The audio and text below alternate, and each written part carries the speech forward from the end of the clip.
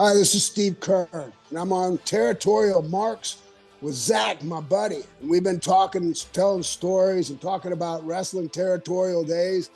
You might remember me as one of the fabulous ones, or maybe Skinner or Doink 2 at WrestleMania 9. I also ran the developmental for the WWE for 6 years, so I've been around. If you listen to the show, you're going to have a good time. So, Steve Keirn saying, God bless you all.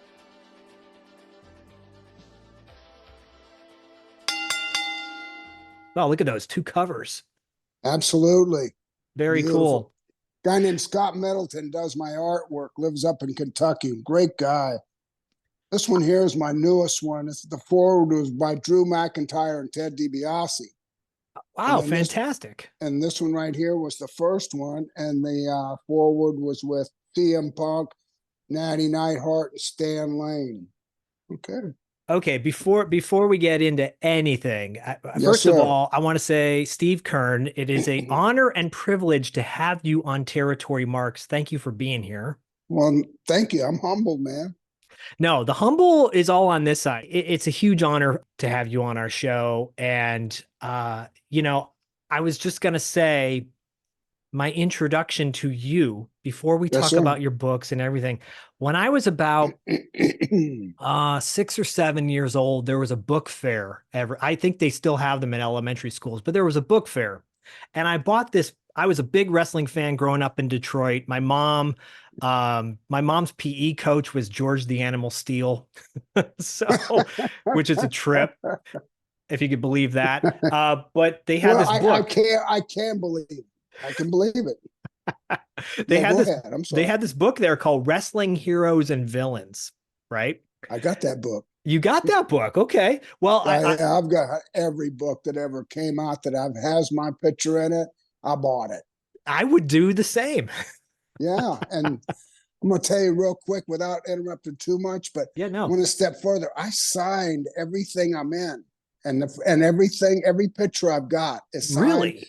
If you read my books, you'll see pictures of me with people or in action or whatever, and it's signed. And you'd have a question, wonder why he signed it. But when Mike Graham died, his daughter came to me. She was a sole surviving Graham, and I'm like an uncle to her here in Florida. And she said, Steve, what do I do with Eddie and Mike, all of their stuff, all of these magazines and all these pictures and everything? I said, Nicole, are any of them signed? Because that's the secret. I mean, otherwise it's just a photo. Right, exactly. You could have got it anywhere. And she goes, no. And I said, that's a shame. Maybe somebody give you something in a package or whatever. There's a lot of memorabilia collectors. But a big light bulb went off in my head. Zak, I ain't signed any of my stuff either. And here I am giving her advice. It took me 10 days. And I brought it all from the garage and put it in the dining room. And I signed everything I got because when I pass away, 1 out of 1 people are going to die. So, eventually, when I pass away, if I leave something, it should be some kind of value to it in case my kids want to sell some of it. There's so much stuff. Absolutely. Anyway, I'm sorry. No, you don't have to apologize at all. I think that's really special. And do you take these items when you go on the road with you to signings and whatnot? No, I don't really take anything. Okay. I mean, I've got some really cool collector's pieces, and it was just by mistake. When the Rimco dolls came out, the first action figures. Yeah, in fact, I'm holding one right now. There you go. Because I had these as well. That's Stan. And is this you? Is this you? Ones. Yeah, I'm the better looking one. Of course, you're the better looking one. No. Stan was the better looking one. Anyway, but when they first came out, Zak, who would have thought not to open the package? Right. Don't open it. Who did that? Me. And the reason is because I was in Minneapolis at the time, and I went into a Target. I saw them. I freaked out. I knew they were going to be out sooner or later. And I put my hands on the rack thing, and I just pulled them all into the basket, all of me and Stan. And I think I got one Road Warrior or something to beat up on trips. So I got the Road Warrior. But then I went to the front counter to check out, and I put them all on the counter, right? And the guy's going, oh, big wrestling fan, huh? And I go, no, man, that's me. that's me right there. And they never had wrestling action figures at that time, No, right? they didn't. And No. he looked at it, and he looked at me, and he looks at the action figure, and you saw how muscular it was, right? He goes, "That ain't you." And I'm going, I said, "Wait a minute." I pulled out my wallet because my name's an unusual spelling, Keirn, right? Right. So I Correct. pull Yeah. out my wallet and I handed my driver's license and I said, "Tell me that ain't me, brother. Read my name, man." And he goes, "I'll be darned." And anyway, so, but I kept them, but I put a bunch away and just didn't open them. I mean, I've got 20 or 30 sets of all these loose ones because I got 5 grandkids. Okay. They beat all them things up all the time. But Yeah. I hide the ones that I had Stan sign and I signed, like 5 sets of the Remco ones, in a safe out in the garage. I just put it in a safe, that doesn't have anything in it. I said, well, I'd leave it out, but I'm afraid my grandkids will find them sometime and tear them open, and start playing with them and go, "Where'd you get those?" Because Oh, that's we what just kids got. do. Kids play Yeah, with toys. exactly. So They I'm not going to should. let that happen. Well, we had Greg Gagne on the show earlier this year, and he's Uh-huh. got a whole line of action figures coming out now called Power Town, Yes, right? sir. And he said there's a lot of people like yourself, and I'm hoping that you're one of those people that's going to have I a new am. figure. Oh, Well, fantastic. wait a minute. I back up. I just thought you were going to say, I hope you're one of those people that they talk to. I am. And I signed a deal with Greg, but it's been a long time in the making Oh, yeah, yeah, because if they're so expensive, the ones they're making are really classy ones, they but they're are. really going to be for collector, not for kids. Right. And they're a little bit pricey, but they're a little bit bigger. I mean, I've got Skinner too, and he's smaller than, those figures. And Sin Bodie's making some too, because he sent me a giant Skinner. He Oh, made a yeah. Skinner, yeah, but it doesn't stand up.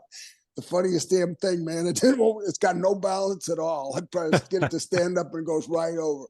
Got 2 little holes on the bottom. Maybe I could drill something, put them to make him stand up. But anyway, Well, and yeah, for those that don't know, Sin Bodhi is a former professional wrestler. Actually, still wrestles to this day, I believe, and is a toy maker too. Like he makes some really cool figures.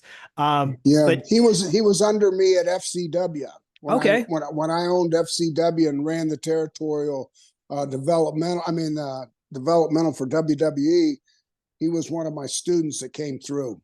oh, cool, cool, wow. Okay, Yeah, so just so you know, territory marks. Paul and I, we focus primarily on the territories. Our love of the sure. territories. We grew up watching the territories, and whether it's world class or whether it's AWA, whether it's Memphis, up in Portland, et cetera, et cetera. And when it came time to reaching out to you to come on the show, I said to Paul, I'm like, "What do you think about getting Steve on the show?" And Paul's like, "That would be a huge deal if we can get Steve on the show." And here Well, we I are. appreciate that. Yeah, sincerely, and I'm gonna be blowing a lot of smoke your way in a positive way, just to praise you so much, because the fact that your career started in the 70s, basically, you got 2 books out, 72. 72, which is Yeah. a trip. You are a huge part of Paul's childhood, my childhood, my life growing up becoming a wrestling fan. It's a really big deal. And now you have 2 books out, 2 Right. books, the Keirn Chronicles, right? Um, Yes, and sir. and by the way, everybody wondering, I'm going to have links to all that, to both of Steve's books in our show notes. Click on that link, order his book. Um, Here we are, 40 some odd years later, what, 50 years later? And you decided to write a book, right? Yeah, sure did. Had to write too because I spent 44 years in the industry. I mean, I didn't want. I vowed not to be an old wrestler. When I first started, I wrestled guys old enough to be my grandpa. They taught me in the ring in front of live audiences in Florida, and I respected them, but I didn't want to be one. Mm. And I would ask them, and one of the questions I'd ask in the dressing room was, "Why in the hell are you still wrestling, man? You're like 60 or 50 or something, right?" And they're going, bad marriages, bad promoters, lawsuits, moving around territory to territory. And I'm thinking, and I made a promise to myself, and this was long before I was married. So I said, you know what? I'm not going to be that guy. Yeah. I'm not going to be a guy that when he puts his tights on, it's loose and they don't fit right. And when he gets out there, he's got to wear a t-shirt or a full length dress or whatever he wants to wear to hide his body, Right. And I couldn't be physical. I knew that when you get to a certain age, you start dodging bumps. Yeah. And in territories, it was real obvious because I worked so many territory. But every territory I went to, there was always some guy in that territory that was too old to be working, but he was putting first matches over or something. Right. And usually they were the suck-assest matches you ever saw. Yeah. They were the first match. And, Bunk Harris in the Carolinas. Oh my God, every night when I showed up at the very beginning of 1974 working that Carolina territory for the Crockett's, I had to work with Bunk Harris. And he embellished himself to me in the dressing room. Hey kid, I'm the best. He was horrible. I couldn't wait to get past that step in the ladder, but they were in every territory. And I don't want to, sound like I'm knocking people, but I speak the truth. And this is this situation right here. I'm going to teach you something. Wrestling, seriously, is just an opinion. Everybody has an opinion, and it's based off of their knowledge or their witnessing or their experience. So you and I could think alike on 10 things in a row and then go totally opposite on one thing. And I'd have a reason why I would say to you, no, I don't like that at all, man. Right. If that was my match, I'd tell the referee to tell him to get out of the ring. But, so that being said, when I say things, this is just Steve Keirn's opinion. Yeah. You know what I'm saying? Yeah, but it's your opinion, and after having the career that you've had, you have a validity to your opinion versus being green in the ring. So here you are reflecting on your career and, the highs and the lows, obviously, and getting you to this point. And, I don't want to I call it 72 years young, because you know what? It's all about the mindset and the attitude, and, who cares, right? Right. Exactly. Because trust me, there's some people younger than us who do not feel like they are in their 30s or 40s, Listen, this is the thing, Zach. As you age, your eyes and you're viewed as an age. Right. You're looking through the same pair of eyes and you're not looking at yourself. You're looking outside here, right? And I look through my eyes and sometimes I think I'm still 30.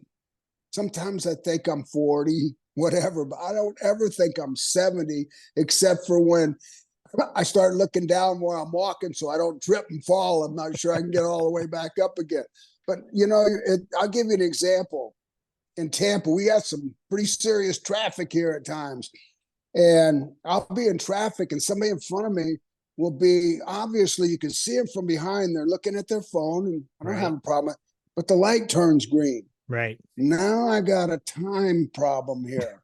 Now I'm going 1001, 1002. Uh-oh. This is what God made this horn for. And I don't toot the horn. I light you up. And then here's what happens. Somebody flips me off, come up to the next light. They move over and start yelling and screaming at me like it's all my fault that I made him move or whatever. And I still say, next light. I tell my wife, I say, next light, I'm getting out and I'm going to slap that guy. And she goes, whoa, look in the rearview mirror. You're 72. You get out the light, some high school kid's going to beat you up here. And I go, yep, you're right. You're right. From God's words to your wife's mouth, just speaking the truth, right? That's my two bosses right there, God there you go. and Terry. Yeah, I think that's why I'm a loose cannon. I have nobody responsible for me right now, or nobody giving me a check that I got to watch what I say coming out of my mouth or in a book. But I will say this: if this is your show is Territorial Days, Yeah. the first book is about Territorial Days. Right. As a matter of fact, that ends, and then the second book starts with the nationwide television and cable days, because I go into Skinner and Doink, and then that kind of thing. That's where I had to do two. It takes so long to make it from 72 until you're kind of like, I want to retire. And they called me and said, hey, would you like to be an agent? And I'm going, an agent? And they go, John Laurinaitis goes, yes. And he calls me on April 1st, right? And I'm one of the biggest ribbers in the Territorial Days. I ribbed everybody. So I said to him, I said, John, this is a pretty good rib, seeing how I'm unemployed and aging quick, but I don't really believe you. Would you mind calling me back on April 2nd?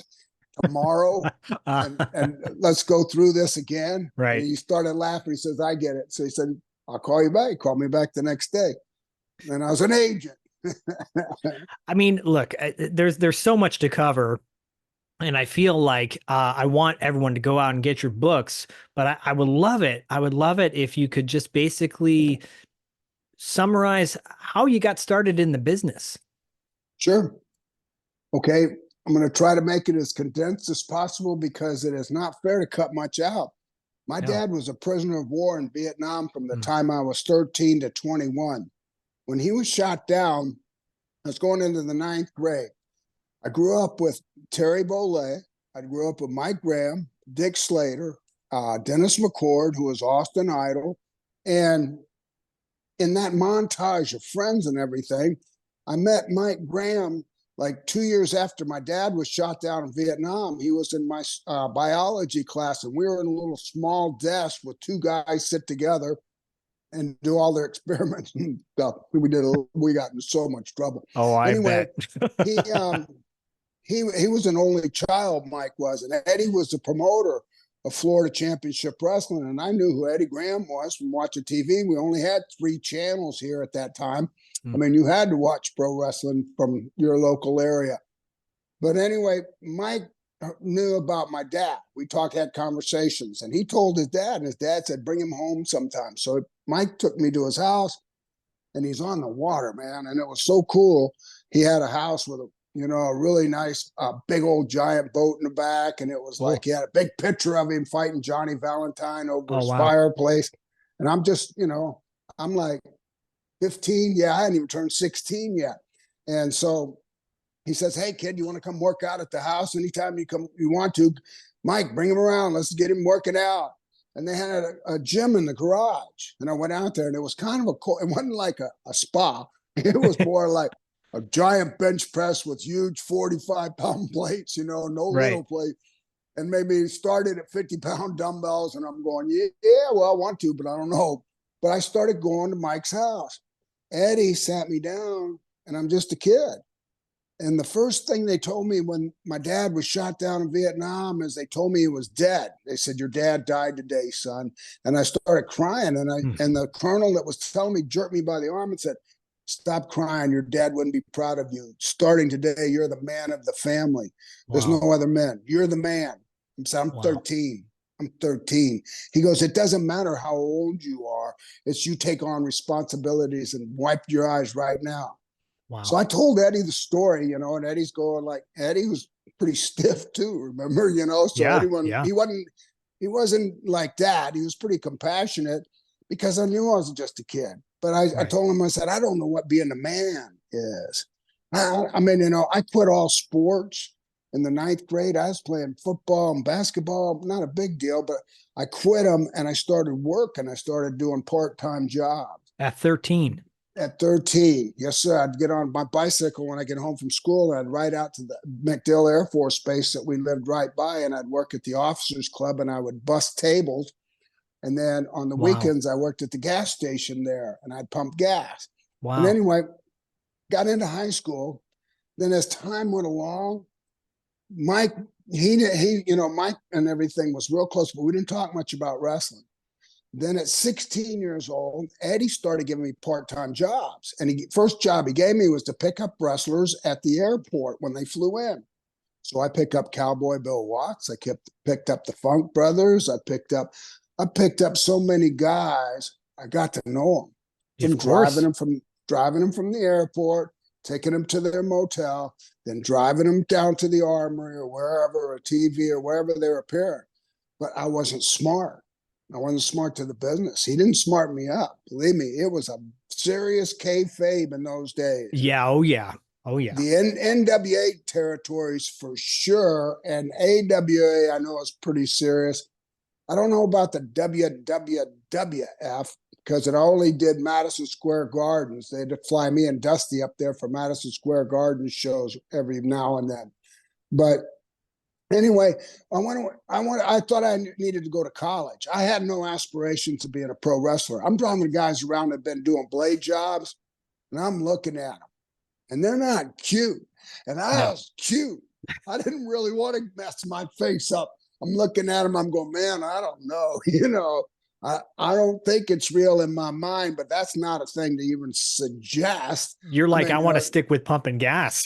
Yeah, I'm going to figure out something else, because the time came when I graduated and they go, what are you going to do? And I said, well, I don't know. I don't have any prerequisites for anything. And said, right. I guess what makes the most money?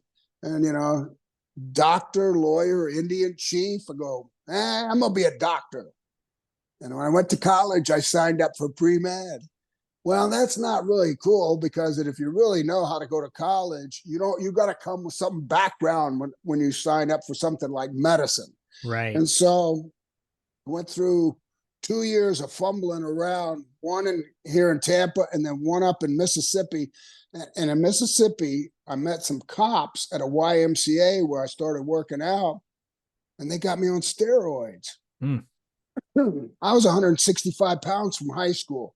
I got with these guys and I started powerlifting, and I started competing in powerlifting, and I was all into it. I really didn't like college at all. I was skipping all my classes, and oh man, I was torturing the college stuff. I bet. Anyway, so I got jacked, and Mike Graham calls me, says he's going to get married.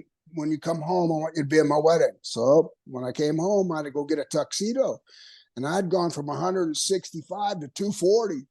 And wait, 165 to 240? Yeah. And it wasn't a pretty 240 either. I had about as many cuts as an M&M. I just looked like I was just round, looked like somebody put an air pump in me and blew me up. So I'm sweating like a pig at Mike's wedding here in Florida with his tuxedo on, and Eddie pulls me and says, hey, you ever think about wrestling? And I said, yeah, I think about it all the time. And he goes, well, what do you think? You want to give it a try? And now I got nothing going on in college. I got no plans. I don't want to go back to pumping gas. I know that's not going to be a good lifestyle. So I said, yeah. I said, maybe now that I'm bigger, I'll see it differently.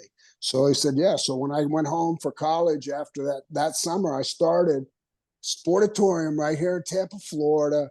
It was like the dungeon up there in Calgary, all of these nickname things. This was terrible because there was no ventilation, no windows, 2 doors, no air conditioning, painted black for shooting studio shots and doing our TVs weekly.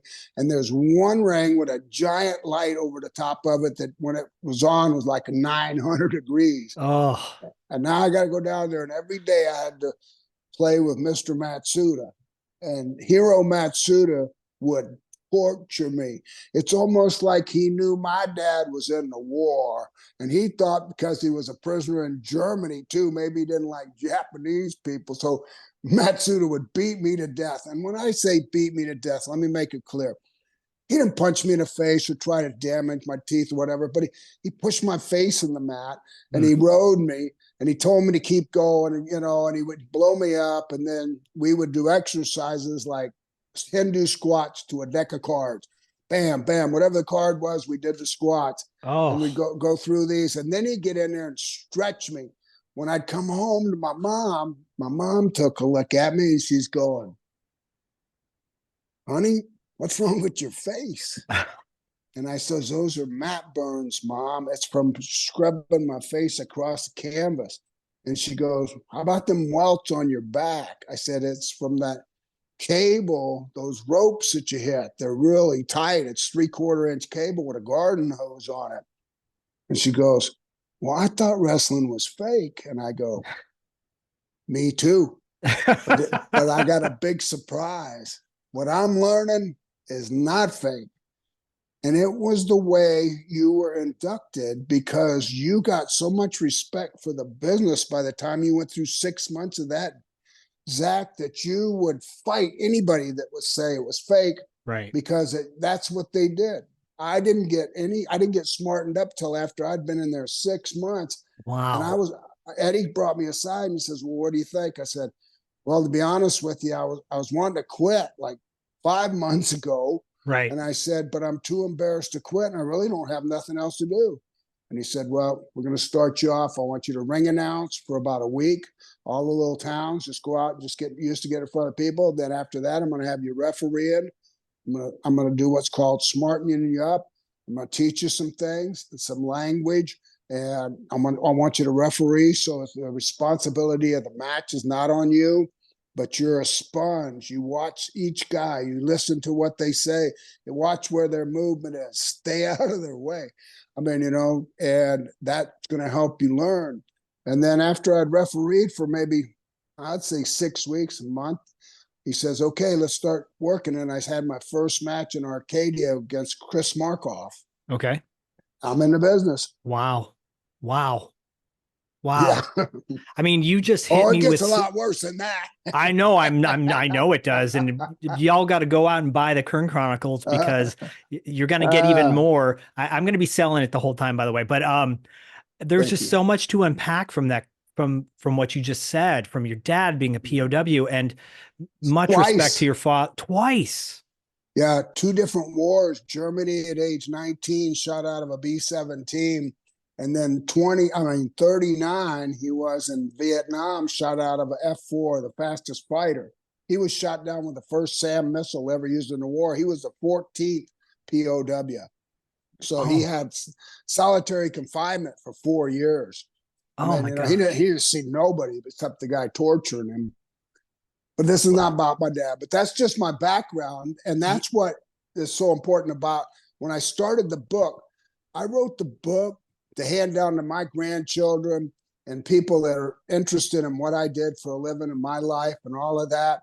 And the reason I did is my dad wrote a book too. And he wrote a book called Old Glory's the Most Beautiful of All.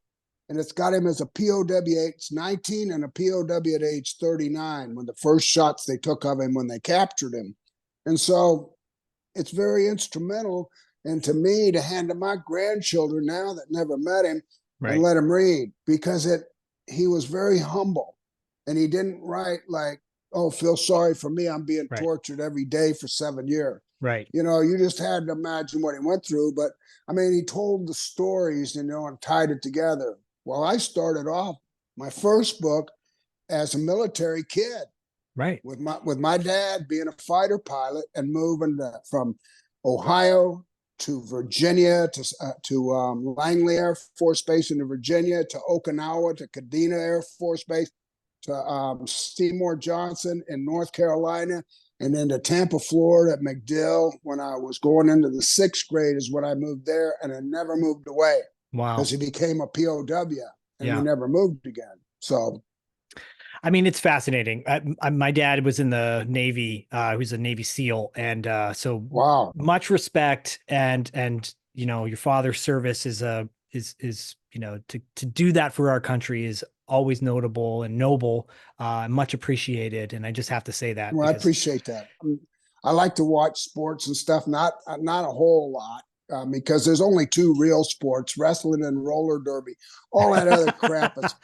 All that other crap. So anyway, that's funny you say that. Funny you say that, because my son, I the other day, about a month ago, actually, there was some soccer going on, and I said, you want to see some real selling, so like a work, and I want to see, you want to see some soccer players really just, doing their thing, and fall I showed. down like they got hurt. Yeah. Oh, I mean, my son has grown up with loving the business as well from a territory perspective. He's 10 years old. And so he, 10. and Paul and I have been very close and known each other for 2 years now. And, you I know, love Paul. yeah, Paul He's is just, awesome. yeah, and so he said to me, he's like, oh, you got to talk about this and you got to talk about that. You mentioned your dad Yep. and you talk, and I wanted to really flash forward a little bit to an Let's interaction you go. had with Jimmy Hart in Memphis, because there was an angle where he broke his leg and then you basically got in the ring and re-broke his leg. Well, I asked him, I told him, I said, I promise you, you lay there. He wanted me to be on the Hart Foundation because that was the angle that came out of Atlanta. That we got taken out of Atlanta, me and Kevin. It was a trade for Tommy Rich. Okay. Tommy Rich had moved into the Memphis territory after a big push on Channel 17, and he was nationwide. He was a great baby face. I love Tommy, too. He's a really Wildfire. nice person. Yeah. Yes, he is. And a good man, too. But anyway, he wanted to go back to Tennessee for a while, so Barnett sent him to Jerry Jarrett. Jerry Jarrett, for some reason, Tommy wouldn't get off the ground in Tennessee. They couldn't put the right combination together, whatever. Jerry Jarrett wanted Tommy Rich to go back to Atlanta and continue his big long run as a nationwide babyface. So Yeah. Jerry Jarrett came to the Omni the night me and Kevin worked Boston Street Fight. Kevin In the Sullivan. Yeah. Omni. Yeah. And so he says, okay, well, Barnett says I can have two guys for Tommy Rich. I want you and Kevin. And Okay. I said, wait a minute. I don't want to go to Tennessee. Yeah. And he goes, why? I said, listen, I've worked a lot of territories, but I hear through the grapevine that if you go to Tennessee, you're not going to get over Lawler or Dundee. Right. And the reason is 6 months Lawler's going to be the booker, then 6 months Dundee's going to be the booker. They don't carry the heat for a long time because it'd be obvious, but they switch it back and forth. It's a great idea. But I'd already heard that. Jerry Jarrett looked at me and Kevin Sullivan and he says, I promise you, it won't be like that. I promise you. If you can get over, you'll be the top guys. I said, okay. So we went there, and that's how it got started in the Memphis territory. So wow, that's wild. So I mean, for those, because we have a dedicated wrestling audience, but we've also got an audience of newbies, basically people coming into this here in the sport for the first time. So when you're describing Jerry Lawler and Bill Dundee as the bookers for the territories, and they're not going to let anybody get over, so you're going to basically hit that ceiling at some point, right? absolutely. I mean, their feet are in the ground like roots. They're not getting a U-Haul every couple of years because if the territory got tired of them and having to move to a new territory. And that was the magic of it back then. I mean, I'd be in Florida for 3 years and have a tremendous run, but then, people seen you 52 times a year. They saw you every week, man. I mean, and then on TV too. Right. So, you can get a little bit too much of Steve Keirn or whoever's on that spot. Yeah. So it's time to move on. And, I accepted what I was doing when I got into the business. So, but the magic is I could go from there to Georgia, like a 8-hour car ride, pulling a trailer, and I'm in a new territory. Yeah. And I'm starting all over again. And the first TV, nobody's ever seen me before. They hadn't seen me here in Georgia. Now, problem is as a baby face, that's totally the hardest job to get over. Yeah. You can't get over as a baby face instantaneously.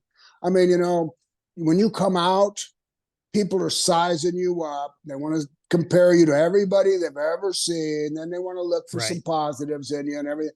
But it takes weeks before they get that feeling that they like you or they're comfortable with you. So you're starting all over from scratch every time you go to a new territory. And like I said earlier, you start on the bottom working with underneath, and you go up the ladder just as far as they want to take you. Right. And if it's the middle of the card, then they parallel you with somebody, make a tag team out of you, and they do something with some team that's been there forever or whatever. It's just it was a combination depending on the territory that I worked, I knew the psychology, because when Eddie broke me in, I studied Eddie. And Eddie had the mind, a genius as far as for finishes and stuff. Yeah. When I would work like with Harley Race or Terry Funk or Ric Flair as the NWA world champion, Eddie'd sit down, and if I didn't do an hour Broadway with him, which is to the draw, to the time limit, if I didn't do that, he wanted to make sure that when they took that title and left and went out of the territory, I was still strong enough to put asses in seats. Right. That I wasn't deflated. But Eddie would lay out a finish that would be like a book. You'd be seeing he'd sit there and start telling us, okay, I want you to start off with this, and then move into this, and then I want you to build this, and that. Because in territorial days, our business was so terribly, not terrible, but so different, dramatically different. Right. Here's the thing. I do a comparison. Territorial days, we wrestled by emotion. We had to emotionally move that audience every week in the same city. So we had to be different, and we had to tell a story when we wrestled. We had an average usually at 20 minutes for our matches, and some longer, depending on how important the story was or the characters that were involved. And then later on, the business turned to more the cable and going to one city that every year you go there one time a year, and it became more rehearsal. Yeah. When I was an agent, the guys would rehearse the match and get out there, and I'd be their agent, and I said, okay, you guys only got 6 minutes. Okay, this is what we want. I don't want to tell you how to have a match, because I didn't like people telling me how to have a match. They didn't know what my body could do. So I'm going to go away, and I'll come back in a couple hours. And I'd come back, they'd be still talking. I said, you guys still talking about your match? And they go, yeah. I said, what the hell are you talking about? It's only 6 minutes long. Right.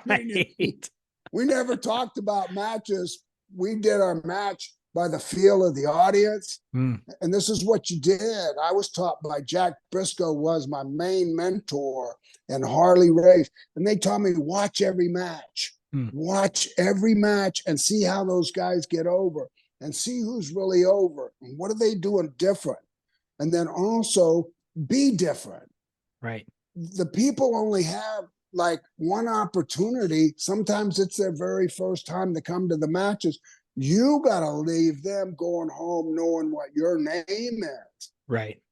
Out of 8 matches and maybe 12 guys and a referee, they got a lot to remember. But if they walk away and man, I like that Steve Keirn, or I like that Dusty Rhodes, even though he kind of chubby, I like him. He's funny. But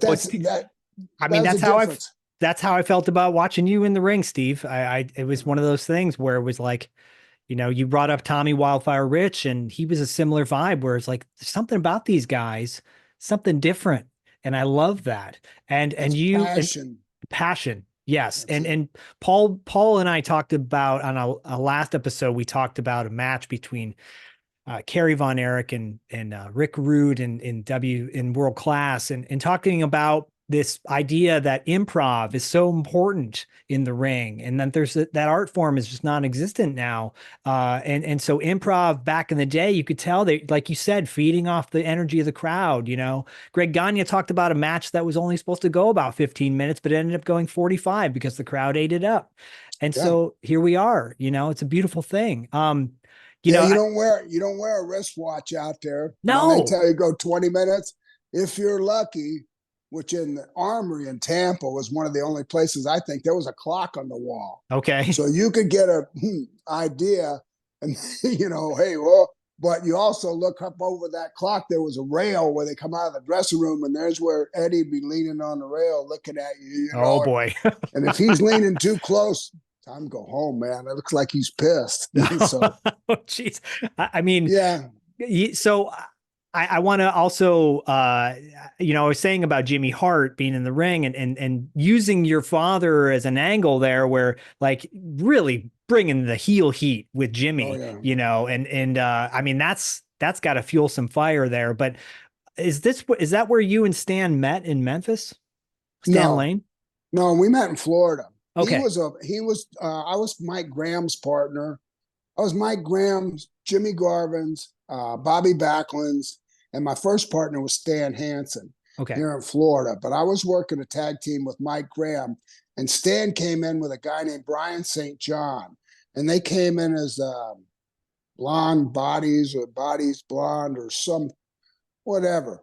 I mean, but Stan was really green. He started up, Ric Flair broke him in the Carolinas, and he started up there, but he came in there. And I'll tell you a real quick funny story. When the first time I wrestled Stan, I didn't know how long he'd been working. We had separate dressing rooms too, so we had no communications. Like, all we had was a referee that knew the finish, and one referee would carry 3 finishes over to the other side. Wild. And come in and say, "Yeah, you ain't kidding," because we always get, when we get in the ring, you always had to have your hands checked. They check your.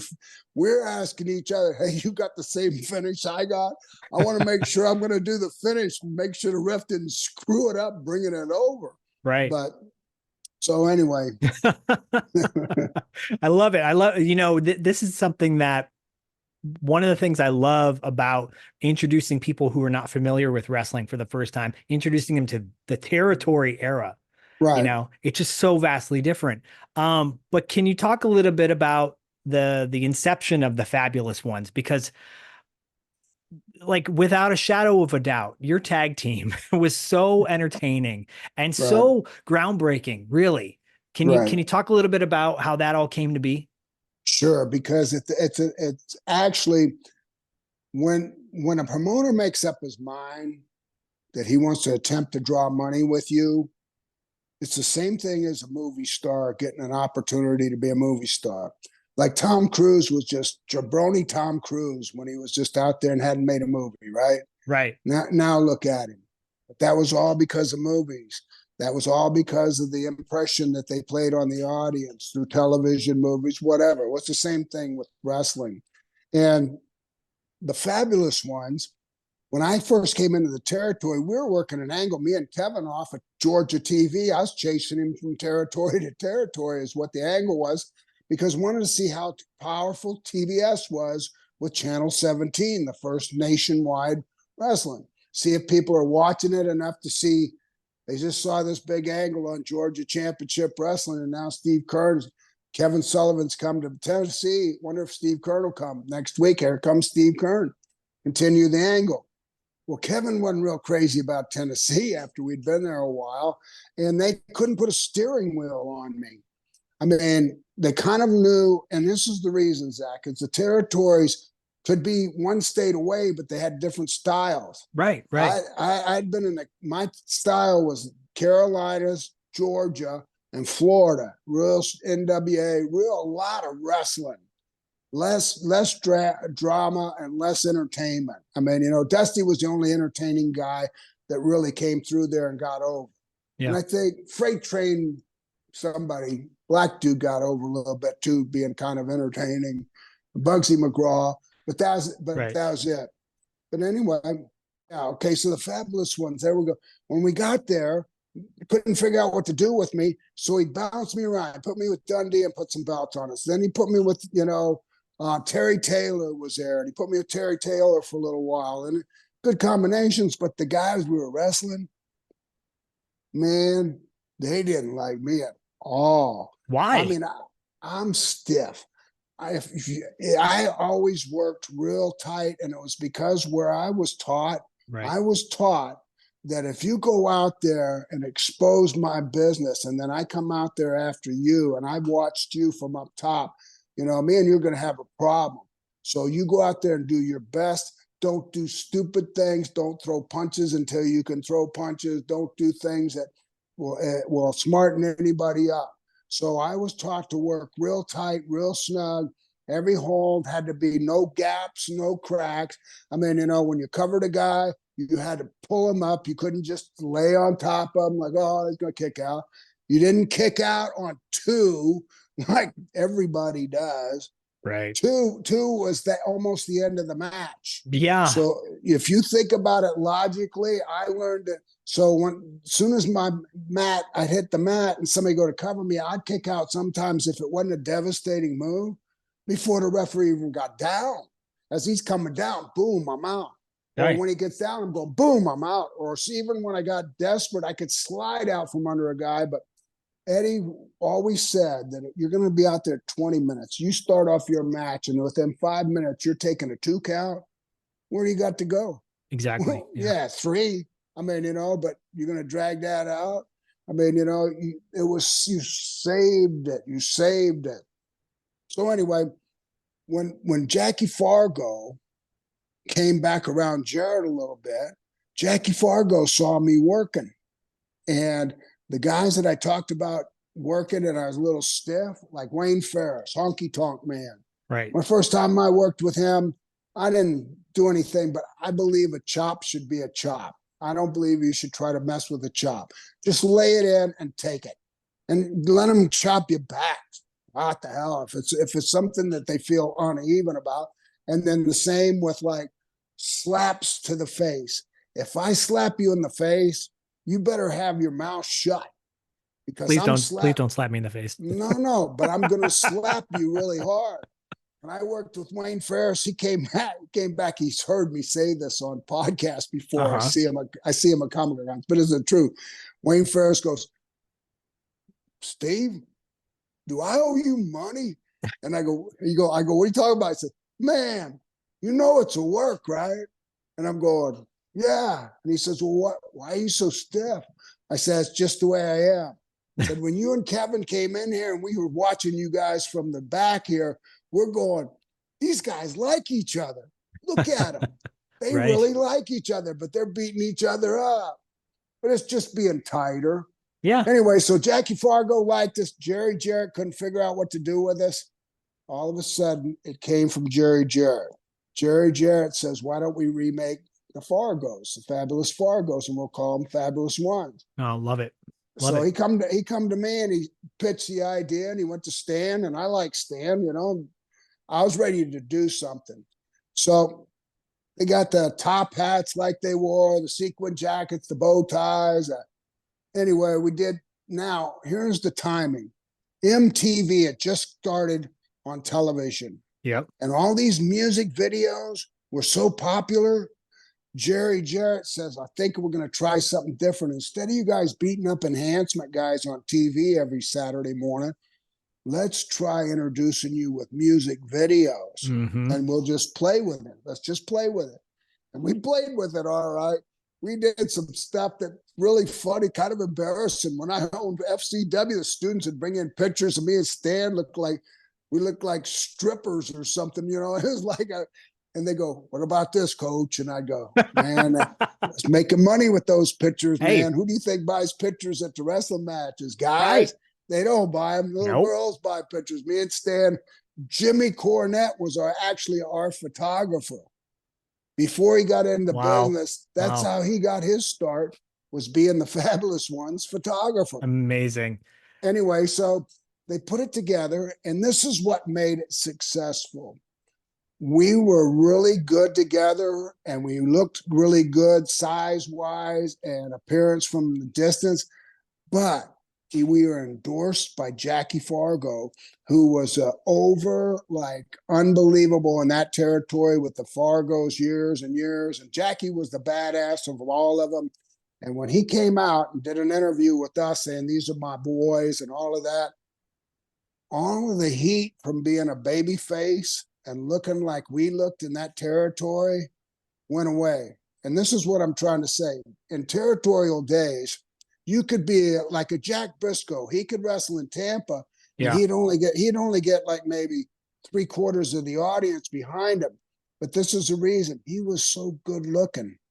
He had a natural physique. He was an athlete. And now you imagine you're a young guy and you got your girlfriend at the matches, or you're a young couple and your wife's with you, and your wife leans over at you and says, oh, I love him. I wish you looked like him, honey. Well, now he's got heat with you. Oh, yeah, he does. He ain't even done nothing. Well, when we were in Tennessee, me and Stan would have had so much heat. They had to make us heels because we were dominant over pretty much everybody. There was all the little kids around us like Ricky Morton, Robert Gibson. I mean, Marty Jannetty and Shawn Michaels, the little sitting in the corners. but we stood out as like actually men in that area. Yeah. And with Jackie Fargo, if we hadn't had Jackie Fargo, we'd have got over, but not that well. But it was like concrete. I mean, you know, and you could say anything and do anything, and it didn't matter. People just loved us, and all it took was being Fabulous Fargo or strutting. Damned if I'd ever thought of that myself, because when I got there, I was the farthest from being an entertainer that you could be. And when I'd watch Dundee and Lawler and they're strutting and doing midget high spots, I'm going, damn, Eddie'd shit if he saw me doing these midget high spots. But Dundee actually was the guy that smartened me up a little bit. And he says, hey, man, you're a little too serious for this Tennessee area. They're not used to you like this. Loosen up. Have fun out there. Be a little more of a clown. Yeah. I wish I hadn't said clown because I hated being Doink. Anyway, well, yeah, no pun intended there. Yeah, no, be a little bit more, you know, entertaining. And so then I just, like in Rome, be a Roman. I was a Roman. So, but that's how it all started with Jackie Fargo and Jerry Jarrett. Man, Steve, I just like, it's blowing my mind, you know. Everybody listening and watching, you got to go get Steve's book, the Keirn Chronicles. Again, the links to it are in our show notes of the podcast. You're painting such a colorful picture of everything that's been happening, and I appreciate it. Yeah, sincerely. And I can't say it enough. It's like the fact that you are here and telling your story is so important. It's so important for people who are wrestling fans and have lived it all their lives. It's for people who are wrestlers and are up and coming, for people that aren't wrestlers that don't recognize this business and don't understand the backstories and all the hardships and all the ups and downs and everything involved. It's all in your book, and you gotta. I love it. I love hearing all of it. This book right here, Phil is a really close friend of mine, CM Punk. He was gracious enough to do this forward, but I heard Phil tell this on an interview that he was without a job in the wrestling business. And when he read my book and he did the forward, it motivated him to come back into the wrestling business and get back where he belonged. So it's not just something that people would read that enjoy it, that are wrestling fans. I touched a lot of lives, and here's what it is. I cover 4 generations of wrestling. I don't cover one generation like most of my peers. I mean, you know, I didn't start and run 10 years and then go and disappear. I mean, once I ran out of time, I did something else, and I kept doing stuff until then I just kind of got to the point where I'd done it all. But that was a long period. In this second book, I write about being a promoter. I write about running tours for Indian casinos. I talk about territories that are trying to come back. And then I also go out and work indies. I worked the indies, and I'd go out there and I'd be Doink and Skinner in one night, which was really tricky too. I bet it was. It was Skinner without a beard, but I still come back out as Skinner. But I would have a young guy working, and they would say to me, he says, well, Mr. Keirn says, my family's out there tonight. Now, this is an indie show, just kind of an example. After now, I've wrestled my whole career, and now I'm just playing with the indies. Right. And I'd say, okay, well, this is the way I teach young people. I say, when you're sitting down with somebody for the first time, don't be somebody that wants everything. Ask what they want. Be concerned about them. Ask if they're injured anywhere. Ask if they have any problems physically that I should avoid tonight in front of their family. Ask if they have any favorite moves or anything that you'd like to do or whatever. Well, I always did that. So I'm sitting down. I'm in Fort Lauderdale working an indie show, and I'm with this young guy. And I said, so you have any favorite moves or anything you like to do? Man, he had a list. I bet that list was 25 moves long. Oh, no. No, and I'm telling you, Zach, he just kept going and kept going. I mean, I'm going like, yeah, I'm listening to him, right? And it's kind of doing this. It's going in here and it's going out there. Right. And I'm going, yeah. And then he gets to the last one. He goes, and one other thing, I want to try a Northern Light suplex on you tonight. And I looked at him and I said, son, I'm going to make you look better in front of your family than anybody that's ever wrestled you. I said, all of those moves you just mentioned probably aren't going to happen. I'll try to fit some in, but I tell story. And I said, so when I get out there, I'm going to tell a story.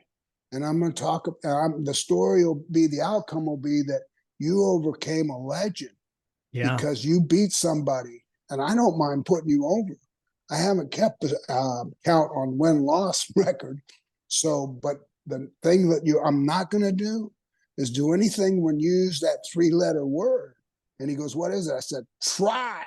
You're not going to try nothing on me. I mean, you want to try a Northern Light suplex the first time on me? I said, if you hadn't even said that, I probably still wouldn't have let you do it. Right. But for you to say that, I said, you see that guy sitting over there in that other chair right there, that guy? And I pointed at the guy. I said, you try it with him next time you wrestle him. You ain't trying that with me. That's why you're 72 years young and you're still talking to me right now. No cane. Right, right. I want to be mindful of your time, and I have a couple questions from listeners and fans. Sure. Is it okay if you? Sure. Okay, and I'll try to condense them. I don't want to be too talkative for you. So no. We could talk all day. I would love to. We'll set up what I would love is have a part 2 with you and Paul on at the same time. And you're more than welcome to. I'll be more than happy to come back on. Thank you, Steve. I can really talk for 40 hours. You can tell a story. I can tell a lot of stories. Paulette is a friend of the show, and she asks, what did you like or dislike about working in Japan or living in Japan? The food. I dislike the food. When I first went there, I think it was 76. Okay. And I went very frequently because it was a really good place to make money. Yeah. The money was tremendous. That's the best part, and that's the part I liked. But the food, and then some of their accommodations. I mean, I can remember being on a ferry, and I had to go to the bathroom, and I'm not talking about peeing. Yeah. And I went down there, and there's no toilets. You got to remember, they didn't have toilets. Okay. There's a round hole in the bottom here, and it's a porcelain thing, and you had to slip your feet into like these shoe positions that were down in the thing, and you had to squat. Oof. I really was uncomfortable with that kind of stuff. And then sleeping on the floor, I didn't even like that when I was a kid, sleeping in the tent. I mean, so now the things, like I said, I liked was the money and the people. The people are so courteous and so respectful, and they're so organized. I mean, I would go, I got to get out. When I'm anywhere, I go look at everything. I got pictures by every monument, everything from Roman Colosseums, Australia, the Opera House. But there I get out and I look at, and the people, I went to the subway and I went to the train station. And when the train pulls up, if you've ever been to New York, a train station or a subway, it's a shoot to get in. Yeah, it and is. Get you a spot. Right. And nobody's friendly. And in Japan, they stand in front, and when the thing stops, they wait, and the little people come out. It looks like a dominoes. And then these people go, boom, and there goes a bullet. Couldn't believe it. No pushing, no shoving, nothing. I mean, just organized, violent. I love that. They respect each other. And then we stayed in some really classy hotels in Japan. In Tokyo, we stayed in a place called Kyo Plaza for New Japan Pro Wrestling. I can't remember where I stayed for Baba, but New Japan. And you could see, you'd be up 90 floors, and you could see out over the roofs of all the businesses. And at lunchtime, they're out on the roofs at lunchtime doing exercise. They're doing side straddle hops, twisting, stretching. They're not on a coffee break eating cheeseburgers. Right. They're out there with their lives. Now, walking on the street, they're in a hurry. They're going to move you. I mean, you got to get used to that because I got kind of pushy my first time I started pie facing them. Hey, you can't push me. Who are you doing? What are you doing pushing me? Get out of here. I mean, that. So you have to blend. And so I had to grow up in Japan, but I got to where I really enjoyed it. And every time I went there, I saw something really cool. I love that. I mean, I went one time and I went to a town, and at night after the matches, I went out and there's a big river right there. And I look and there's a boat in the middle of the river, and it's got an iron basket on the front and a fire going with big logs and stuff on the front. Whoa. And I look and there's a guy standing on top, and he's got this thing that looks like cords, and he's got like maybe 4 or 5 ducks by the neck on string that are out there. Okay. And when they go down, when they come up with a fish, he'd jerk them in and take the fish out of them, and that's how he fished. Wow.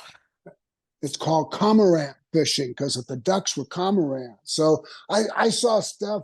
That's I've been wild. blessed. I've seen so many things and sights in my life because when you go to countries, Yeah. you go as a celebrity. You don't go as a tourist. Right. I mean, you go deep into the countries. I mean, Guatemala, I spent 5 weeks in Guatemala when I was only 19, didn't speak a lick of English.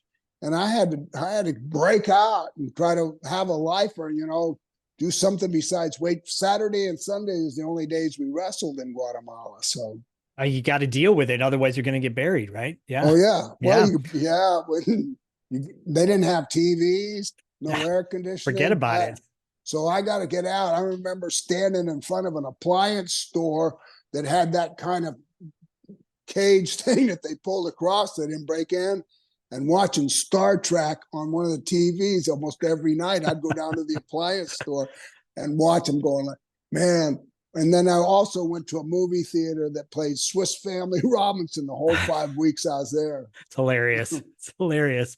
I got one more question for you. Okay. It's from okay. Ricky James. Ricky James is a big fan of the Fabulous Ones. And he said, one rivalry that gets overlooked in his opinion is with the Guerreros in Houston. Do you have any thoughts on that rivalry? And just by you laughing, it's a great story, and I'm glad he asked that because I don't know if I even wrote about that. I have a lot of things that I forgot to tell stories on, but Hector Guerrero lives right here in Tampa. I see him. I'm eating lunch tomorrow with Jody Malenko and Brian Blair. Oh, and nice. There's 30 of us that live here in the Tampa Bay area, and we get together a lot. But Bill Watts was running the territory, and we were working for Jerry Jarrett. He flew us in to work an angle against the Guerreros in Brownsville, Texas, which was down on the border. And so Stan and I had never been healed. So Watts, he knew me since I was a kid, and he already knows I'm stiff, and that's the kind of guy he liked. I mean, he kept his territory and ran it pretty stiff guys too in there. Okay. And so when I got there, he says, okay, we're going to work an angle on this show here, and we're going to bring you guys back next week. And I says, oh, yeah. And he says, okay, so what we're going to do is figure out something. And then he brought me and Chavo, split us up, and Stan and Hector worked on an earlier match. But then me and Chavo were in the main event in a paint your opponent yellow match. Well, what? Paint your opponent yellow match? Yeah, with a gallon of yellow house paint. And wow, this is what happened. This is what happened. This is good, and I think this is on YouTube too because I've seen it several times. Okay, people send it to me. But anyway, Bill comes to me in a separate dressing room because we were separated. Me and Chavo. Now Chavo's pretty feisty. Chavo, he liked to work snug, but he didn't want to feel no pain. But he would, he was a little moody too. Okay. Hector's beautiful, but Chavo had a little attitude kind of thing. But we got along. I mean, we respected. We made a few trips to Japan and things like that together. So anyway, Bill Watts says, listen, you're gonna screw Chavo in the end, and I want you to paint him. And I want you to take the brush and don't just dab the yellow paint on it.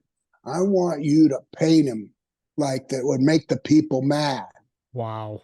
And I said, really? And he goes, yeah. I said, well, what about Chavo? He says, I'll take care of Chavo. Don't worry. Okay. Yeah, like you're going to be standing right beside me, right? Well, anyway, the whole thing happened. So when I actually got to the part where I'm going to paint Chavo, I go down and I start painting his belly a little bit, right? I'm building this up. Now I'm painting a little bit. And he's out cold. And I'm painting and I'm painting. The people yelling and screaming. I took that paintbrush, I dunked it in there real deep. And I went right to his face and I go, whoop, whoop, whoop, whoop. And I painted his whole head yellow like in a second like that. Zak Wow. Chavo miraculously recovered. I bet he did. Jumped straight up. And he was so mad at me. He was cussing me, calling me all kinds of names. He grabbed the can of paint and he went like to throw it on me. Yeah. And as he did, I moved out of the way and he threw it on the whole front row. Oh, no. And all my heat went out the window because now everybody that's yellow is pissed at Chavo. Wow. And me and Stan scooted out of there, but he was really upset. I told we didn't know what to do as heels, right? Especially working in territory. People didn't even know who we were. Yeah. I mean, there was no common knowledge of the Fabulous One. So when we went out there, I said, I'll show you how to be a heel, Stan. Watch this. So I grabbed the microphone and I said, what do you call 4 Mexicans standing in quicksand? And now they're really booing me because this is a Mexican audience. Right, yeah. And they're all looking around, go, Cuadro Cinco. And then I started laughing. Then I go, all right, you didn't like that one. Try this one. What's the most popular thing at a Mexican picnic? Throwing stuff at me instead of I said, a set of jumper cables. And then that was it, man. That was when the crowd they finally got it. It was only because that I told 2 bad Mexican jokes. So that's amazing. Oh my gosh. And thank you, Ricky, for asking that question because that was thanks. Wow. And I will, you know what? I'll put a link to that match in our notes as well. One thing about YouTube and all of these things now, I can go through there and I see an archive of matches that I never saw. We were always gone. We're on the road 7 days a week. Right. I didn't work a territory that had a night off. No. It was 7 days. And sometimes, like Georgia, when I was working there, they had a Saturday morning TV. They had a Saturday afternoon live show in Columbus, Fred Wardome, and they had another TV on Tuesday. So we had 10 times a week we wrestled in that territory. So there was no time. And then the recording devices, I mean, I got VHS tapes in my garage out there, but I haven't had them transferred to discs. I said, by the time I do that, they'll make something else new. Exactly. So I just leave them. So well, the beautiful thing, you sound just like Paul, because Paul's like, God bless YouTube for some of these archived matches, you know, with the original ring music too, by the way, because it's a beautiful thing being able to hear what you came out to the ring versus, you know, something that's phoned in after. But I got to tell you, Steve, as we wrap up, I would love this to be the part 1 of many more to come, if that's okay, because having you on was sure. I'd be more than happy to, and I appreciate that. That's a compliment. I mean, you know, I have so much in my mind to share, not only with fans and people, but with other wrestlers. Right. I mean, you know, one thing about teaching, I used to tell guys, I said, when you get to the level when you're starting to teach and you really know how to teach, see, most guys don't know how to teach. They know how to do their deal. Right. How do I teach somebody else? My first student was Tracy Smothers in the Tennessee territory. Me and Stan ran an ad to Open Wrestling School because I said, I got to do something when I get older. So I need to learn how to teach. Right. We taught Tracy Smothers with the first students. And then I worked my way down to Florida and ran a school called School of Hard Knock. And then, of course, I ran the developmental. But I ran a territory, PWF, it was me, Gordon Soley, Mike Graham, and Dusty Rhodes. I had to make up the talent. At that time, I trained Mike Awesome. I had him. I had Diamond Dallas Page. I had Scotty Levy, who was later Raven. Yeah. I had Dennis Knight, who was the Godwins. I had all of these guys that I trained, and we had a territory. So teaching, I had to learn to teach because I have to retard myself back to like I don't know anything. Right, right. You know, you can't just assume. You know, Ric Flair tried to teach his son Reed how to hit the ropes at FCW, and he didn't tell him nothing. He just said, hit the ropes. It's so vitally important that you put your right arm over that top rope and control your body with your hand when you hit that. You just don't hit the rope. You go through like somebody stomped on a banana. You go right straight through. Right. And he tried to catch himself and tore his hand open right there, and boom, he was done. Oof. Yeah. Anyway, but Well, I mean, what wrapping me up. And to bookend that too, you know, Paul has an academy out here called Kayfabe Academy. So he's keeping the kayfabe alive and the territory love alive as well out here too. And we can talk about that next time. Thank you, Steve. I really appreciate it. Sorry, I'm not a really good interview guy like that. Well, you you got know when it was the best time for interviews? Skinner. When I got to be Skinner, Zach, this is what happened. I was a heel and I was an actor. Now I'm not Steve Keirn, the wrestler. Yeah. My name was nowhere in it. And I wasn't a baby face trying to be nice and like that kind of thing right there. Right. I was trying to be a heel, and it was so much fun because if I got lost in an interview, I'd just start laughing and spit a big mouthful of licorice in a can, right? And then move on and come back with my train of thought or whatever. But it was and you know, when Vince said to me, he said, well, we got your character. You killed 15 alligators and you like the alligator deal. So do you see the movie Deliverance? And I go, yeah. Says, we want you to be one of those guys. Oh, man. I said, must be Burt Reynolds. He's the only good looking one. I'm a fabulous one right now he's looking at. And he goes, nah, not Burt Reynolds. One of the two guys in the woods with that beat, it says, hey, boy, you got a right pretty mouth. The rest is history. Wow. Skinner was born. I got one for you. If you've never seen the movie Southern Comfort, I think you might enjoy that one. It's about these. Is that right? Yeah, it's about these. What do you call them? Like weekend warrior, basically soldiers, and they go into the backwoods of Mississippi and they start shooting with blanks. They start shooting at the locals, and while the locals take revenge on them. So Southern Comfort, great cast too. I had a wrestling magazine write an article, and Bill Apter wrote Steve Keirn, Southern Comfort. Maybe that's why, because it came out in 80. I want to say 80. Gosh. It wasn't that. I'm sure that they had that whiskey and all that stuff long before that. That's it too. Yeah, but he says, because I was always in the South. Steve, this was great. Go out and get the Keirn Chronicles. Links again are in the show notes. Only sold on Amazon. Only sold on Amazon. So go to Amazon. Amazon links are in the show notes. Thank you so much for being on the show.